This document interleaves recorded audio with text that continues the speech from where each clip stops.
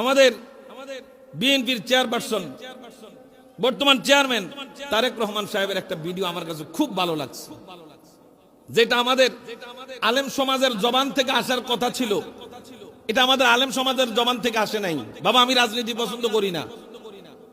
বর্তমান যে রাজনীতি, মেটিকুলাস ডিজাইনের যে রাজনীতি, আমি রাজনীতি পছন্দ করি না, অতীতও করি নাই।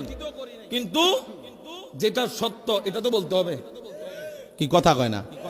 তারেক রহমান সাহেব দীর্ঘদিন লন্ডনে জমিনে ছিলেন, এখন উনি দেশে আসছেন। ওনার একটাই কথা, ওনার কথাটার মধ্যে লজিক আছে, যেটার মালিক আমি না।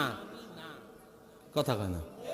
যেটার মালিক আমি না, এটা আমি আপনাকে কিভাবে দেব? জান্নাতের মালিক আমি, আমার ঠিকাদারি আছে, আমি লিজ নিছি। তাহলে লিজ না নিলে, ঠিকাদারি না হইলে, আমি মালিক না হইলে আমি আরেকজনকে কিভাবে জান্নাত দেব? আমার কথা কি বুঝেন? তারেক রহমান সাহেব শুধু এইটুকুই বলছে যে যেটার মালিক আমি না, সেটা আমি আরেকজনকে দিব কিভাবে?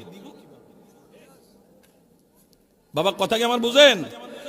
এখন ওনার পিছনে লাগছে তারেক রহমান লন্ডনে থেকে এখন নতুন ফতোয়া মুফতি হইয়া দেশে আসছে। আরে ও লোক তো হক কথা বলছে, তুমি আলেম হয়ে বুঝলে না কেন? এটা তো আলেমের কথা ছিল, কি কথা কয় না? দুনিয়ার মুসলমান, আমাদের দেশে আজকে মাজার ভাঙ্গা মন্দির পাহারা দেয় অন্য লোক আছে, কি কথা কয় না? মাজার ভাঙ্গা মন্দির পাহারা দেয়, মাজারে যায় না মন্দিরে যায়, মিলাদ পড়ে না মন্দিরে গিয়ে গীতা পাঠ করে, মিলাদের বিরিয়ানি খায় না, তাবারুক খায় না, তিনারা প্রসাদ খায়। কি কথা কয় না? কথা কয় না? আল্লাহ তাআলা সিস্টেমে তাদেরকে বেয়াজ্জতি করবে। কেন করবে জানেননি? আমরা মাজার জিয়ারত করতে যাই, আমার ঘরে কয় মাজার পূজারি বলে, কি বলে না বাবা? কয় সুন্নিরা মাজার পূজারি। আরে বাবা, তুই যাস না আমার সাথে, আমি কি মাজার পূজা করি না, জিয়ারত করি? দেখ না, আন্দাজে কথা বলবি কেন? আল্লাহ কয়, এ সুন্নিরা চুপ থাকস না, একটা সময় আইতে দেশ না। কয় যেদিনে তো করে মাজার পূজারি কয়, আমি এদিন দারোয়ান বানাই। কি কথা কয় না? আল্লাহ তো দারোয়ান বানাইছে তো মন্দিরের।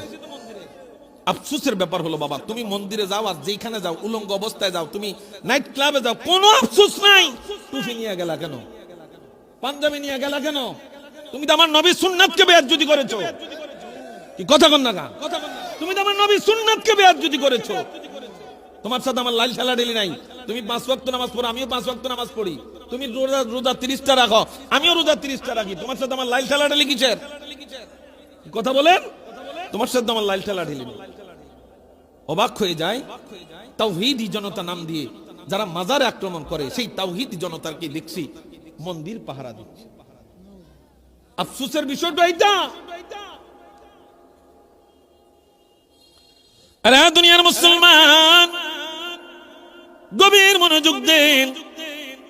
তারেক সাহেবের কথাগুলা আমি এই জন্য বললাম, উনি বিদেশ থেকে দেশে আসছেন, আসার পরে ওনার যে কথা, ভাবভঙ্গি, একটা ইসলামী আলোচক, একজন আলেমের, যারা আমরা পাঞ্জাবি টুপি জুব্বা গায়ে দিয়ে হাঁটি, এই কথাগুলো আমাদের হওয়া দরকার ছিল। কি কথা কয় না? এটা আমাদের হওয়ার কথা ছিল। আমরা দেখতে পারতেছি এখন যারাই নির্বাচন করবে এরাই মাজার জিয়ারত করে শুরু করতেছে। কি বাবা, কথা কয় না? মাজার জিয়ারত করে শুরু করতেছে। যখনই নির্বাচনী ফলাফল শুরু, ফুলের মালা গলায়, কয় মাজার ভাঙ। এই দুশ্মনী কেন রে বাবা?